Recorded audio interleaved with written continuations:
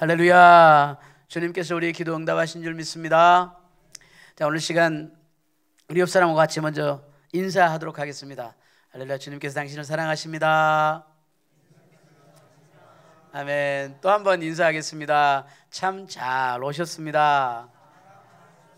아멘. 한 번 더 인사하겠습니다. 주님께서 당신과 함께 하심으로 반드시 좋은 일이 일어납니다. 아멘. 반드시 좋은 일이 일어날 줄 믿습니다. 오늘 읽었던 본문 말씀을 가지고 묵은 땅을 기경하라 라는 제목으로 말씀을 나누겠습니다. 우리가 읽었던 본문의 말씀 호세아서와 마태복음은 이 한 가지 중요한 이야기를 하고 있습니다. 그것은 말씀을 받는 마음의 밭에 대한 비유입니다. 호세아서는 말씀을 받고 그 말씀대로 살지 못한, 순종하지 못한 마음을 묵은 땅에 비유하고 있습니다. 사실 우리는 여러 가지 방법으로 말씀을 많이 전합니다. 많이 접합니다. 요즘을 말씀의 홍수 시대라고 합니다. 그런데 그 말씀이 우리 마음판에 새겨져서 우리의 삶을 변화시키는 말씀, 그 말씀은 많지 않다는 것입니다. 그래서 우리 주님은 지금도 우리에게 너희 묵은 땅을 기경하라 이렇게 말씀을 하신 것입니다. 그리고 마태복음은 좀 더 구체적으로 말씀을 듣는 자의 마음 상태에 따라서 네 가지의 밭을 비유로 들어서 우리의 마음 상태를 알려주고 있습니다. 오늘도 우리는 여전히 예배를 드리기 위해서 교회에 나왔습니다. 예배를 드린다는 말은 하나님이 우리를 창조하신 창조주시며 우리의 삶의 주인임을 인정하고 주님을 찬양하고 경배하며 주님이 하신 말씀을 그대로 받고 세상에서 그 말씀대로 순종하며 살기를 결단합니다 하는 의미가 들어있습니다. 오늘은 이 네 가지 종류의 마음의 밭에 대해서 말씀을 드리는데, 이 말씀을 우리 들으면서 우리 자신의 영적 상태를 한번 점검해 보는 귀한 시간 갖기를 주님의 이름으로 축복합니다. 첫째는 길가에 뿌려진 말씀입니다. 이 사람은 마음이 딱딱하게 굳어져서 전혀 말씀을 받을 수 없는 상태를 말합니다. 이 마음의 문이 완전히 닫혔어서 말씀이 뿌리를 낼 수가 없습니다. 아예 그 마음에 말씀이 설 자리가 없는 상태입니다. 나하고는 말씀하고는 상관이 없는, 그냥 저기 길가에 뿌려진 그 말씀인 것입니다. 그래서 그 말씀은 새가 와서 달랑 주워 먹어버렸다 이렇게 이야기합니다. 세상에 속해서 살아가는 사람을 말씀합니다. 세상 가치관으로 가득 차 있어서 하나님이 들어설 자리가 없는 상태를 말합니다. 하나님은 우리를 사랑하셔서 독생자 예수를 우리에게 보내주시고 우리 인간이 지은 죄를 용서하시기 위해서 예수 그리스도께서 십자가에 못 박혀 죽임을 당하셨다고 하면 그 소리가 귀에 들리지 않는 것입니다. 요한일서 5장 13절 말씀에 내가 하나님의 아들의 이름을 믿는 너희에게 이것을 쓰는 것은 너희로 하여금 너희에게 영생이 있음을 알게 하려 함이라 라고 말씀하시는데, 영원한 생명을 얻는 것에 대한 관심이 없는 것입니다. 미래에 대한 관심은 없고 지금 당장 눈앞에 보이는 그림자를 잡으려고 애쓰며 살아가는 그런 사람을 이제 길가의 밭에 있는 사람이라고 이야기를 하는 것입니다. 흔히 우리는 두 종류의 사람이 있다고 합니다. 닭과 독수리의 모습을 비유합니다. 닭은 눈앞에 보이는 모기를 먹기 위해서 이 땅만 쳐다보고 꾹꾹대고 살아갑니다. 물을 한 모금 입에 머금고 그것을 삼킬 때만 겨우 고개를 쳐들고 하늘을 쳐다봅니다. 그 외엔 하늘이 있는지조차도 모르는 삶을 살아가는 것입니다. 눈앞의 세계에 정신이 팔려서 살아가는 사람입니다. 그런데 독수리는 이 높은 바위 위에서 하늘을 쳐다보며 살아갑니다. 그래서 독수리는 마음껏 하늘을 나르면서 땅 아래에 있는 세상을 지배하면서 살아가게 되는 것입니다. 말씀이 맺는데 우리 마음이 길가와 같으면 절대로 이 말씀이 뿌리를 내리지 못하고 길가에 떨어져서 뿌리를 내리기 전에 악한 자가 그 말씀을 빼앗아 가버리는 것입니다. 그래서 오늘 본문 그 19절 말씀에 보면 아무나 천국의 말씀을 듣고 깨닫지 못할 때는 악한 자가 와서 그 마음에 뿌려진 것을 빼앗나니 이는 곧 길가에 뿌려진 자다 이렇게 이야기를 하고 있는 것입니다. 그래서 이 사람은 천국이 무엇인지도 관심도 없고 알지도 못하는 것입니다. 우리 사람들의 마음속에 깊은 곳에는 영생에 대한 사모하는 마음을 하나님께서 우리에게 주어졌습니다. 왜입니까? 하나님께서는 우리를 그렇게 창조하셨습니다. 전도서 3장 11절 말씀에 하나님이 모든 것을 지으시되 때를 따라 아름답게 하셨고 또 사람들에게는 영원을 사모하는 마음을 주셨느니라 이렇게 말씀하고 있습니다. 하나님은 우리에게 영원을 사모하는 마음을 주셨다 이렇게 말씀하십니다. 그래서 우리가 늘 영원에 대한 그런 갈망이 있는 것입니다. 영원히 살아가는 것에 대한 그런 갈망이 있습니다. 이 세상에서 아무리 부귀 명예를 누리고 살아도 내일 죽는다면 그게 우리에게 무슨 소용이 있겠습니까? 죽는다는 것은 절망입니다. 죽음 앞에서 성공, 부, 명예 그것이 아무 소용이 없는 일이 아니겠습니까? 그런데 그런 절대 절망에 빠진 우리 인간을 구원하셔서 영생을 얻게 하시기 위해서 예수님을 이 땅에 보내주셨다는 사실을 우리가 알면 우리는 이 땅에서 이미 성공한 사람들인 것입니다. 세상에서 가장 큰 지혜는 바로 영생을 얻는 지혜입니다. 그 영생은 돈으로도 사지 못하고 인간의 지혜와 지식으로도 살 수가 없습니다. 인간의 어떤 공로나 철학적 지식으로도 살 수 없는 것입니다. 영원한 생명, 그것을 받을 수 있는 유일한 한 가지 방법은 바로 믿음입니다. 예수 그리스도께서 우리의 죄를 사하시고 죽음과 저주의 마귀의 권세에서 구원하시기 위해서 우리를 대신해서 십자가에 죽으셨다는 사실을 믿는 것입니다. 단지 그 진리를 믿어 마음으로 받아들이기만 하면 우리가 구원의 축복을 얻게 되는 것입니다. 세상의 모든 종교는 이 구원에 대한 갈망이 있습니다. 그리고 그런데 그 세상 종교들은 자신의 노력이나 선을 행함으로 구원을 얻으려고 합니다. 아니면 고행을 행해서 구원을 얻으려고 합니다. 그러나 죄인이 어떻게 죄인을 구원할 수 있겠습니까? 그래서 인간이 인간을 절대로 구원하지 못하고 자신이 자신을 절대로 구원하지 못하는 것입니다. 아무리 선을 많이 행해도 구원의 자리에 이를 수가 없는 것입니다. 구원은 오직 예수 그리스도가 나의 구원자이심을 믿는 믿음으로 받는 그 은혜의 선물인 것입니다. 이 사실은 너무도 쉬운 얘기예요. 그래서 주일 학생들도 잘 아는 얘기입니다. 돈으로도 못 가요 하나님 나라, 힘으로도 못 가요 하나님 나라, 맘 착해도 못 가요 하나님 나라, 잘생겨도 못 가요 하나님 나라. 주일학교 때 우리 얼마나 많이 했어요. 그러면 어떻게 가는 것입니다? 그러니까 믿음으로 가는 나라가 하나님의 나라라는 것입니다. 네, 그렇습니다. 구원은 믿음으로 받는 하나님의 선물입니다. 에베소 2장 8절 9절에 너희는 그 은혜에 의하여 믿음으로 말미암아 구원을 받았으니 이것이 너희에게서 난 것이 아니요 하나님의 선물이라, 행위에서 난 것이 아니니 이는 누구든지 자랑하지 못하게 하려 함이라 이렇게 말씀하셨습니다. 기도해야 되겠습니다. 아직도 길가와 같은 마음으로 복음을 받지 않는 우리의 부모 형제들, 가족들과 친지들, 친구들을 위해서 우리가 날마다 중보해야 되겠습니까? 나만 예수를 믿어 천국에 가면 어떻게 하겠습니까? 천국과 지옥이 분명히 있음을 우리가 알아야 되겠습니다.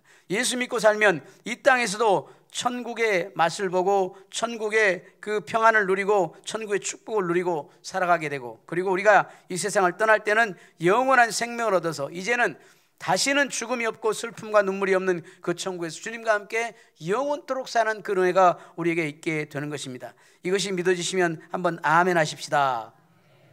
두 번째는 이 돌밭에 뿌려진 그런 말씀입니다. 돌밭에 뿌려진 말씀. 돌밭, 이 마음은 이 돌밭이라고 있기 때문에 흙이 조금은 있는 것입니다. 그런데 이것은 이런 말씀입니다. 말씀을 들으니까 감동이 되고 눈물이 나고 이제 감정이 좀 이제 생겨나게 됩니다. 그래서 이제 믿음의 뿌리가 조금 생기는데 이게 태양빛이 막 내리쬐면 그냥 타서 말라서 죽어버린 것입니다. 그런데 그 감정이라는 것 여러분 오래가지 못합니다. 잠시 있다가 사라지고 마는 것입니다.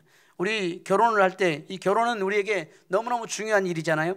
그래서 동서고금을 막론하고 결혼의 중요성에 대해서 인식을 잘 하고 있습니다. 그래서 결혼을 일륜지 대사다 이렇게 말합니다. 그런데 그 결혼을 일시적인 감정으로 생각해서 선택을 했다가 어려운 일을 당하는 사람들이 참 많이 있는 것입니다. 그리고 그때는 후회해도 이미 늦은 것입니다. 그래서 우리의 다음 세대들이 믿음 안에서 건강한 결혼 상대를 만나서 건강한 다음 세대를 만들어가는 복된 삶을 살아가도록 우리가 기도하고 그렇게 우리가 말씀으로 양육해야 될 줄 믿습니다. 우리의 믿음은 감정에 기초한 것이 아니라 사실과 진리에 기초한 것이어야 됩니다. 그럼 어떤 것이 진리입니까? 하나님께서 우리를 사랑하신다는 그 사실, 그것이 바로 진리입니다. 변함없는 진리, 하나님께서 저와 여러분을 사랑하십니다. 또 한 가지 우리가 사실이 어떤 사실이냐, 그런데 우리가 죽을 수밖에 없는 죄인이라는 것도 사실입니다. 죄의 삭은 사망입니다.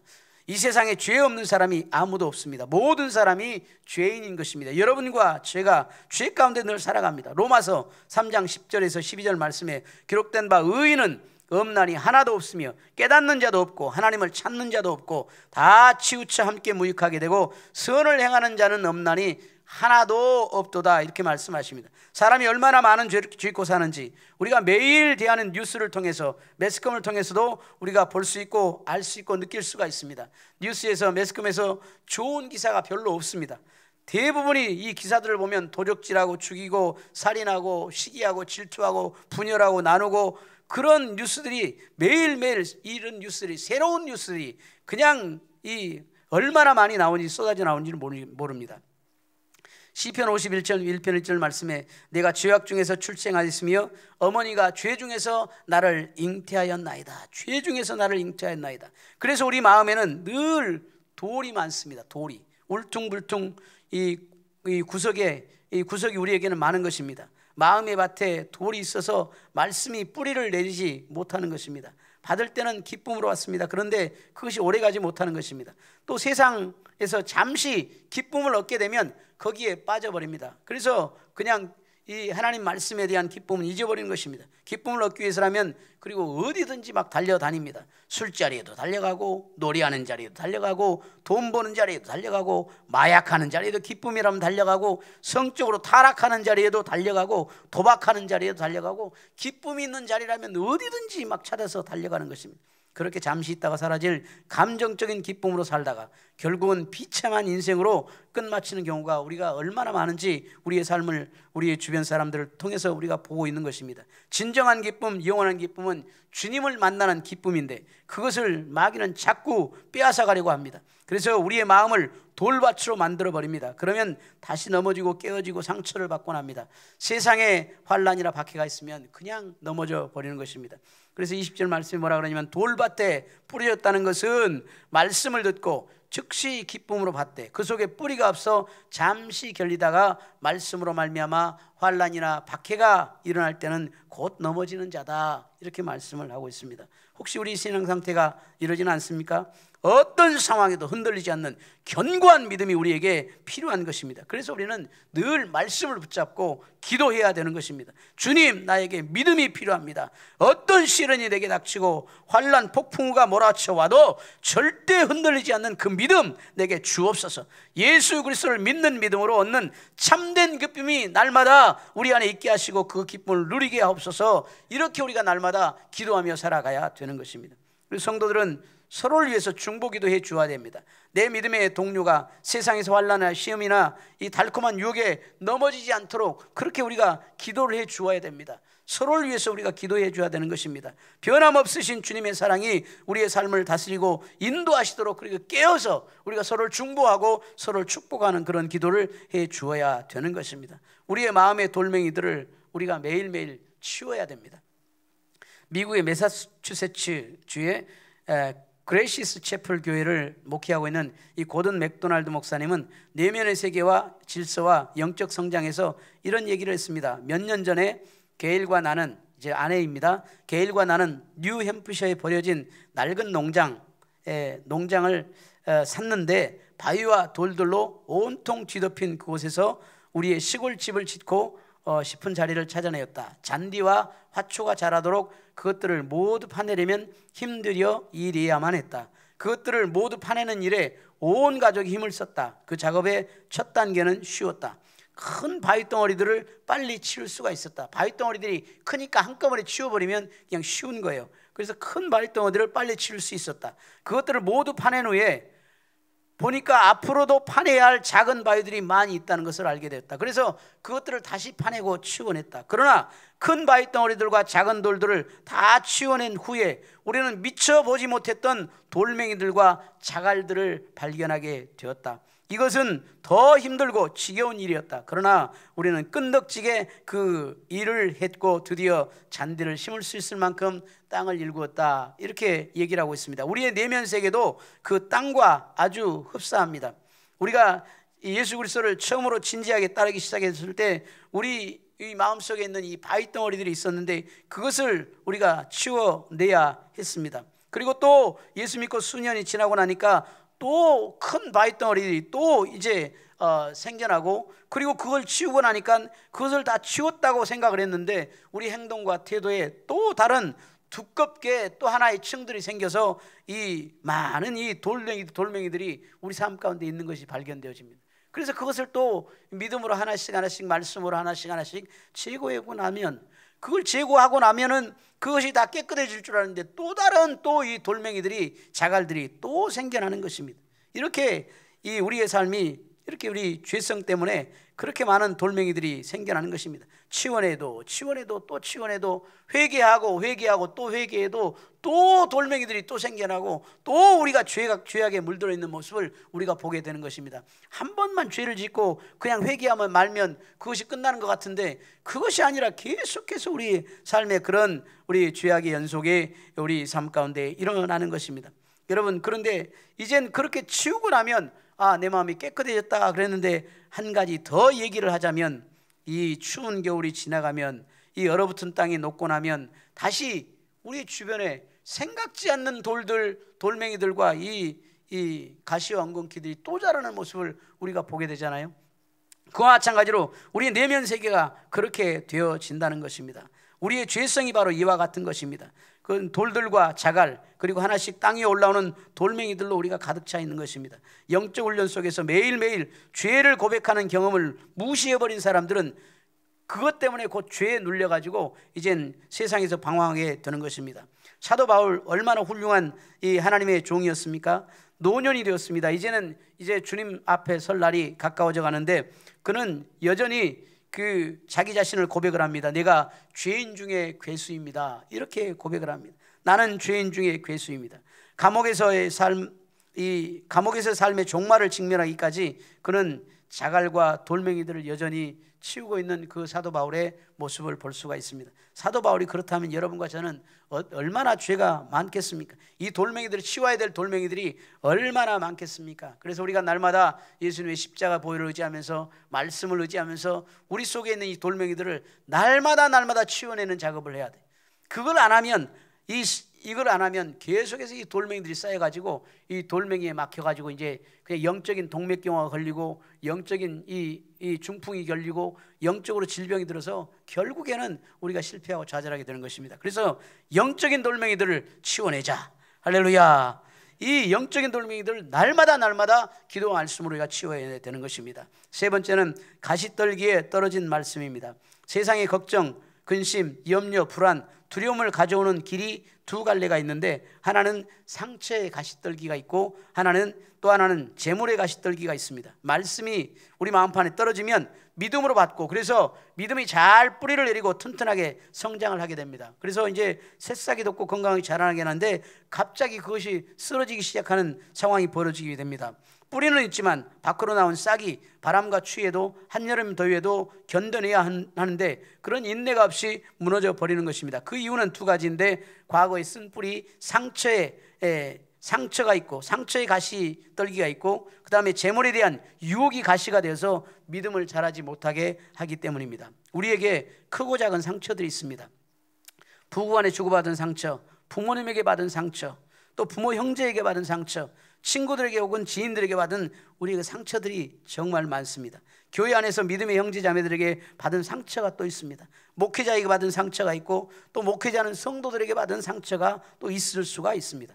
이 상처가 우리의 인격과 관계를 형성하는 데 너무너무 중요한 역할을 합니다. 그래서 우리의 신앙생활에도 영향을 미치고, 사회생활에도 영향을 미치고, 우리의 인생을 살아가는 데 크게 영향을 미치는 것입니다. 상처는 치료를 받고 극복을 하게 되면 우리의 삶에 건강하고 유익한 그런 양약이 되어집니다. 그런데 그 상처를 마음속에 늘 품고 다니고 치료받지 못하고 살아가면 그것이 우리의 삶의 가시가 되어서 우리를 늘 찌르고 아프게 하는 것입니다. 나도 찌르고, 자녀도 찌르고, 아내도, 남편도 찌르고, 상대방도 찌르고, 이렇게 찌르게 하는 것입니다. 아프게 하는 것입니다.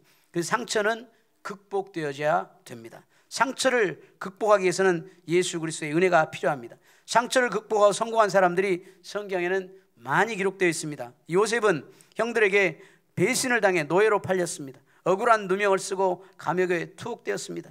푸르고 젊은 시절의 꿈이 내가 사랑받아야 될 그 사람으로 인해서 내가 성실하고 정직하게 일했던 그 자리에서 산산조각이 나버린 듯 했습니다. 그러나 그는 하나님을 원망하지 않고 하나님 앞에서 신실함을 지켰습니다. 그러니 하나님이 그와 함께 하심으로 형통하는 역사가 있게 되었습니다.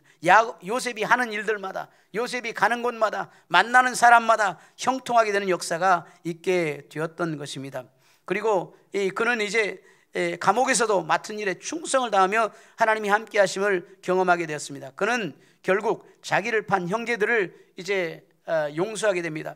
이젠 그가 애굽의 총리가 되어지고, 그리고 이제 복수를 할 수 있는 그런 자리에 당당하게 딱 섰습니다. 그러니 섰는데 이 요셉은 형들에게 복수를 하는 것이 아니라 이렇게 고백을 합니다. 당신들은 나를 헤아려 했으나 하나님이 그것을 선으로 바꾸셨습니다. 할렐루야. 하나님이 그것을 선으로 바꾸셨습니다. 이러한 고백이 저와 여러분에게 있기를 주님의 이름으로 축원합니다. 축원합니다. 여러분, 이 상대방이 우리에게 주는 고통, 고난, 이것이 치유가 되어지면 오히려 그것이 우리에게 축복이 되어지는 것을 믿으시길 주님의 이름으로 축원합니다. 그래서 걱정하고 염려할 필요가 없습니다. 상대방이 나에게 고통스럽게 하고 힘들게 하면 기도하면 됩니다. 그러면 하나님께서 그것을 바꿔서 선으로 바꾸시고 오히려 축복으로 바꿔버리는 것입니다. 요셉이 그런 고난이 없었으면 요셉이 어떻게 애굽에서 국무총리가 되고 이 이스라엘 백성들을 살려낼 수가 있었겠습니까? 그러나 하나님께서는 그 고난을 통해서 요셉이 그렇게 성장하게 만들었던 것입니다. 다윗은 가족에게 인정받지 못하는 그저 히카톤이라고 하는 막내라고 인정받을 수밖에 없었습니다. 이 사무엘 선지자가 하나님의 명령으로 이제 이새의 아들 중에서 기름을 부어서 왕을 삼게 해라, 이렇게 해서 이 이새의 집으로 가게 됩니다. 그런데 그때 이 다윗은 이 밖에서 양을 치고 있었습니다. 그리고 다른 형들은 이제 이 사무엘 앞에 딱 서게 되는데 사무엘이 보니까 그 아들들이 너무 건장하고 잘생기고 멋지게 생겼습니다. 그래서 큰 아들에게 이제 이렇게 기름을 부어 왕을 삼으려고 하는데 아니라고 합니다. 둘째도 아니라고 합니다. 셋째도 아니라고 합니다. 마지막 일곱째도 아니라고 합니다. 그리고 이제 사무엘이 묻습니다. 여기가 끝이냐? 아닙니다. 하나가 있습니다. 히카톤, 막내가 하나 있는데 밖에서 양을 치고 있습니다. 양치는 목동입니다. 그 녀석은 막내예요. 왕이 될 녀석이 아닙니다. 그러나 하나님은 달랐습니다. 하나님의 눈은 선지자 사무엘이나 아버지 이새의 마음과 달랐습니다. 하나님은 사무엘에게 말씀하십니다. 사람은 외모를 보거니와 나 여호와는 중심을 보느니라. 할렐루야. 우리의 중심은 아무도 볼 수가 없습니다. 나와 하나님만 알 수가 있습니다. 내 마음이 하나님 앞에 정직하고 내 마음이 하나님 앞에 믿음으로 올곧게 서 있으면 하나님은 그 마음을 보시고 하나님이 반드시 사용하시고 축복하신다는 사실을 믿으시기를 주님의 이름으로 축원합니다. 여러분, 그리고 이제 이 다윗이 기름 부음을 받은 후에 골리앗을 물리친 후에 사울 왕에게 미움을 받아서 억울하게 쫓김과 배신을 수십 년간을 당합니다. 심지어는 친구, 아내, 자기 아들 압살롬에게까지 배신을 당해서 도망가는 신세가 되었습니다. 그럼에도 불구하고 그는 하나님께 탄식과 찬양을 올리면서 사울에게 복수할 수 있는 기회가 있었던 여러 번의 순간에도 그는 최고의 절제력을 나타내며 나의 복수심을 하나님께 맡깁니다 라고 고백할 수가 있었습니다. 사무엘상 26장 11절에 내가 손을 들어 여호와의 기름 부음 받은 자를 치는 것을 여호와께서 금하시나니 너는 그의 머리 곁에 있는 창과 물병만 가지고 가자 하고 다윗이 이 사울 왕 죽이는 것을 이제 멈췄던 것을 볼 수가 있습니다. 다윗은 사울을 죽일 수도 있었고 당장의 왕위도 오를 수 있었습니다. 사울을 죽여버리면 자기가 왕이 오를 수 있는 그런 이 능력이 있었고 그리고 그런 지지 세력이 있었습니다. 그러나 그는 그렇게 하지 않았습니다. 모든 선악간의 판단을 하나님께 온전히 맡긴 것입니다. 완벽한 상처에 대한 치유는 예수님의 십자가를 통해서 가능합니다. 예수님의 십자가 아래서 서로를 용서하고 서로 용서를 구할 때 치유와 회복의 역사가 일어납니다. 아프면 병원 의사에 달려가듯이 씻을 수 없는 마음의 상처들은 십자가를 통해서 완벽하게 치유가 되어집니다. 마음의 상처가 완벽하게 치유되면 그것은 큰 영적인 힘이 되어져서 승리하게 되고 하나님께 귀하게 쓰임받는 역사가 있게 될 줄 믿습니다. 또 한편의 문제는 이 가시떨기의 문제는 이 재물, 이 돈에 대한 부분입니다. 재물은 크게 욕심 부리지 말기를 바랍니다. 이 재물을 어느 정도 있어야 우리가 적당하게 있다고 할까요? 재물은 내가 잘 사용할 수 있는 양에 따라서 결정이 되어집니다. 사람마다 약한 부분이 있는데 특히 재물에 약한 사람들이, 이 돈에 약한 사람들이 정말 많습니다. 돈의 유혹에 빠지는 사람들은 이 돈 때문에 가정, 일터, 믿음 생활을 제대로 하지 못하는 경우가 너무 많이 있습니다. 이 돈의 유혹을 받지 않기 위해서는 재물을 쌓아두는 것보다 잘 사용하는 것이 너무 중요합니다. 잘 사용하자. 재물은 잘 사용하는 것입니다. 하나님께서 우리에게 주신 재물은 사용하라고 주시는 것입니다. 잘 사용하면 하나님께 더 축복을 허락하실 줄 믿습니다. 재물을 사용하지 않고 모으기만 하는 사람도 있고 재물을 자기 유익만을 위해서 사용하는 사람도 있습니다. 그런데 재물은 하나님의 영광을 위해서 사용하는 것이 기본적인 원칙입니다. 재물을 복되게 사용하는 방법은 하나님의 영광을 위해 사용하는 것입니다. 돈은 인격이 있어서 잘 값어치 있게 사용하면 그 돈이 인격이 있어서 그 사람에게 오랫동안 머물고 싶어 한다는 것입니다. 누가복음 16장 9절에 예수님께서도 불의의 제물로 친구를 사기라 이렇게 말씀하고 있습니다. 불의의 제물로 친구를 사기라. 하나님께서 우리에게 제물을 주실 때 가장 지혜스러운 사람은 제물로 친구를 사귄다는 것입니다. 제물을 잘 사용해서 믿음의 친구들을 많이 만들어 가시기를 주님의 이름으로 축원합니다. 마태복음 6장 19절에 너희를 위하여 보물을 땅에 쌓아두지 말라. 거기는 좀과 동록이 해하며 도둑이 구멍을 뚫고 도둑질하느니라. 그러면 재물을 어디에다 어떻게 우리가 관리를 해야 될까요? 마태복음 6장 20절 21절 말씀에 오직 너희를 위하여 보물을 하늘에 쌓아두라. 거기는 좀이나 동록이 해하지 못하며 도둑이 구멍을 뚫지도 못하고 도둑질도 못하느니라. 네 보물이 있는 그곳에 네 마음도 있느니라. 보물을 하늘에 쌓아두라는 것입니다. 보물을 하늘에 쌓아두는 방법이 뭘까요? 그냥 하늘에 올라가서 비행기 타고 올라가지고 거기다 쌓아둘까요? 이 하나님의 영광을 위해서 사용할 때 그 행위가 하늘에 쌓인다는 것입니다. 선교와 영혼구원, 하나님의 나라를 위해서 나라를 세우는 데 사용할 때 하나님께서 역사하신다는 것입니다. 다음 주에 제가 베트남에 3박 4일간 다녀올 예정입니다. 소수부족 교회를 세우는데 꽤 많은 돈이 들어갑니다. 그런데 우리 교회 장로님이 아니시라 다른 교회 장로님께서, 저를 아시는 장로님이 교회를 세우기 위해서 지금 하나님께서 주신 그 물질을 잘 사용했다 해서 전 세계를 돌아다니면서 이렇게 교회를 세우시고 계시는 분이 계십니다. 정말 귀한 일을 하고 계시는 분인데 저한테 연락을 해서 이제 베트남에 교회를 하나 세우자고 그렇게 해서 가게 되었습니다. 하나님께서 주신 물질을 하나님의 영광을 위해서 사용하겠다고 다짐하시고 그렇게 세계 곳곳을 다니면서 교회를 세운 일을 하고 계십니다. 그분이 사업하는 분이라 일이 없는 분이 아니라 일이 너무너무 바쁜 분이에요. 그런데 일은 그 사모님과 그리고 또 우리 자녀들에게 맡겨놓고 그렇게 돈을 쓰러 다니러 돌아다니세요. 돈을 잘 쓰니까 하나님께서 더 채워주시는 거예요. 할렐루야. 그런 축복 있기를 주님의 이름으로 축원합니다. 어제는 교회 성도님들과 함께 우리 남선희 권사님과 고강의 안수 집사님이 기도하시면서 준비한 호박꽃집 오픈 예배를 드렸습니다. 꽃집 오픈 예배를 어제 드렸습니다. 너무 감사했습니다. 나는 우리 교회 성도님들이 작은 사업장이라도 이 사업을 운영하는 사업가들이 많이 배출되기를 기도하고 있습니다. 사업을 하다 보면 이 시간과 물질을 하나님의 나라를 위해서 적절하게 사용할 수 있는 기회가 다른 직장인들보다 더 많겠다는 생각 때문에 그런 얘기를 한 것입니다. 이 시간과 물질의 축복을 받아서 힘껏 주님을 위해서 쓰시기를 주님의 이름으로 축원합니다. 오늘 22절 말씀에 보면 가시떨기에 뿌려졌다는 것은 말씀을 들으나 세상의 염려와 재물의 유혹에 말씀이 막혀 결실하지 못하는 자요, 이런 일이 우리 신앙 속에서 절대로 일어나지 않기를 주님의 이름으로 축원합니다. 이 세상의 염려와 재물의 유혹 때문에 하나님 말씀이 막혀버리고 그 말씀대로 살아가지 못하는 일이 없기를 주님의 이름으로 축원합니다.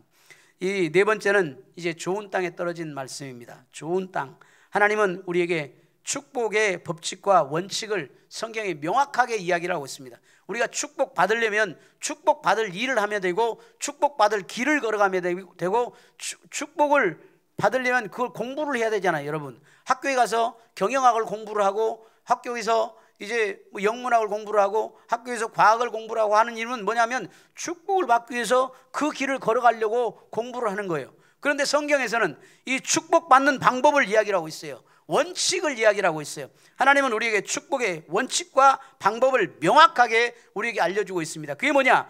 영혼이 잘 되면 범사가 잘 되고 강건하게 된다는 그런 축복입니다. 할렐루야. 영혼이 잘 되면 범사가 잘 되고 강건하게 된다. 아주 단순하고 귀한 하나님의 말씀입니다. 이 하나님의 말씀은 약속의 말씀입니다. 그래서 우리 영혼이 잘 되면 반드시 우리의 범사가 잘 되고 강건하게 된다는 거예요. 우리의 눈으로 환경을 바라보고 사람을 바라보고 문제를 바라보고 걱정하고 근심하고 염려하는데 그럴 필요가 없다는 거예요. 이 우리 영혼이 잘 되면 반드시 범사가 잘 되고 강건하게 된다. 그게 원칙이고 그것이 축복받는 길이고 그것이 축복받는 삶이라는 거예요. 그럼 영혼이 잘 되는 방법이 뭐냐? 하나님께 맡기는 것입니다. 하나님께 맡기라. 잠언서 16장 3절 말씀에 너의 행사를 여호와께 맡기라. 그리하면 네가 경영하는 것이 이루리라. 할렐루야. 맡기라는 거예요. 여호와께 맡기라. 한번 따라서 해봅시다. 여호와께 맡기라. 옆 사람하고 인사 한번 합시다. 여호와께 맡기십시다. 아멘. 맡겨버리면 되는 겁니다. 맡겨버리면 돼요. 걱정하지 말고 염려하지 말고 두려워하지 말고 벌벌 떨지 말고 쫄지 말고 문제가 일어났다고 그것 때문에 놀라지 말고 맡겨버리면 되는 것입니다. 시편 37편 3절 6절 말씀에 여호와를 의뢰하고 선을 행하라. 땅에 머무는 동안 그의 성실을 먹을거리로 삼을지어다. 또 여호와를 기뻐하라. 그가 네 마음의 소원을 네게 이루어 주시리라. 네 길을 여호와께 맡기라. 그를 의지하면 그가 이루시고 내 의를 빛같이 나타내시며 내 공의를 정오의 빛같이 하시리로다. 맡기면 된다고 주님께서 얘기하시는 거예요. 맡기면 된다. 내가 잡고 있지 말고 놔버려라. 맡겨라. 할렐루야. 한번 다시 한번 해볼까요? 맡겨버리라니까. 맡겨버려. 그 옆 사람하고 얘기해봐요. 나 보지 말고. 맡겨버리라니까. 할렐루야. 맡겨버리면 돼요. 맡겨버리면. 왜 내가 자꾸 그걸 걱정하냐고. 내 인생 주님의 것이에요. 주님이 나의 왕이시고 주님이 나의 주인이시고 주님이 나를 축복하시기로 결정하고 계세요. 확증하고 계세요. 그러니까 맡겨버리면 되는 것입니다. 오늘 23절 말씀에 좋은 땅에 뿌려졌다는 것은 이 말은 무슨 말이냐면 주님께 맡겨진 밭이에요. 맡겨진 마음의 밭. 그 마음의 밭은 말씀을 듣고 깨닫는 자니 결실하여 어떤 것은 100배, 어떤 것은 60배, 어떤 것은 30배가 되느니라 하시더라. 할렐루야. 맡겨버리면 하나님이 열매 맺게 하시는 것입니다. 하나님이 축복하시는 것입니다. 결론으로 말씀을 드리겠습니다.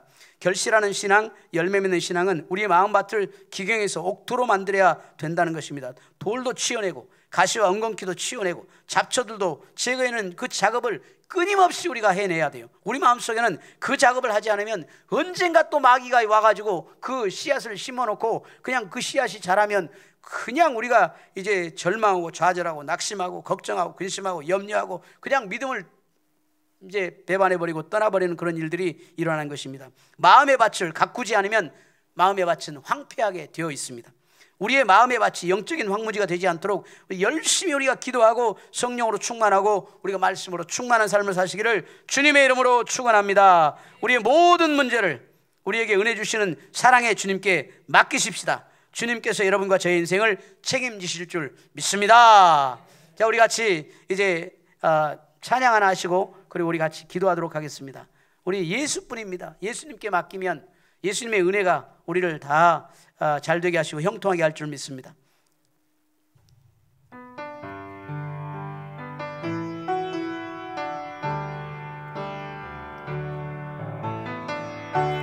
은혜 아니면 살아갈 수가 없네.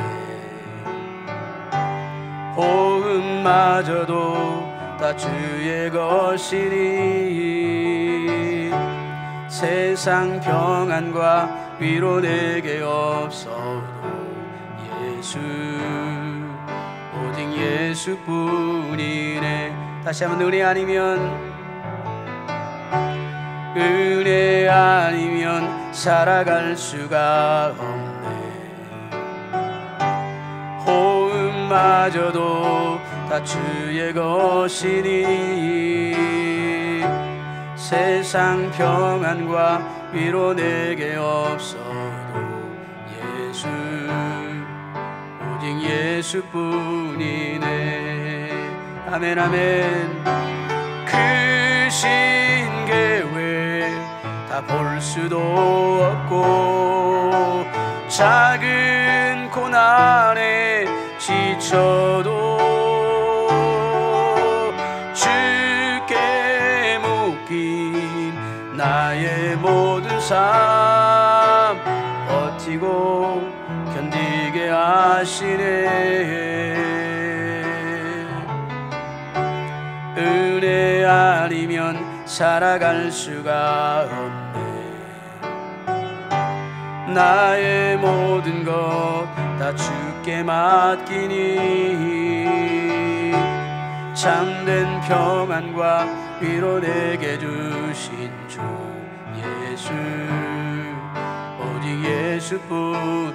아멘. 우리 크신 계획 크신 계획 다 볼 수도 없고 작은 고난에 지쳐도 크신 계획 크신 계획 다 볼 수도 없고 작은 고난에 지쳐도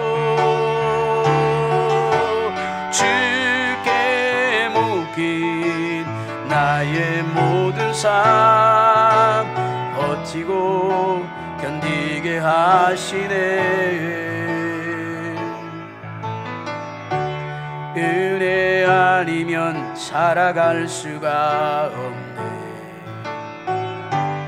나의 모든 것 다 주께 맡기니 참된 평안과 위로 내게 주신 주 예수 오직 예수뿐이네. 오늘 시간 말씀을 생각하면서 하나님 우리의 삶을 맡깁니다. 우리의 가정, 우리의 일터, 우리의 직장, 우리의 자녀들, 우리 부모 형제들 주님께 맡깁니다. 우리의 걱정, 근심, 염려 주님께 맡깁니다. 주님 받아 주옵소서.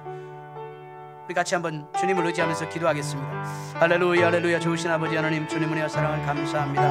오늘 아버지 하나님, 오늘 또 이렇게 주님 앞에 나와서 우리가 주님께 기도하며 말씀을 묵상하고 또 아버지 하나님 또 말씀을 듣고 말씀에 따라서 기도합니다.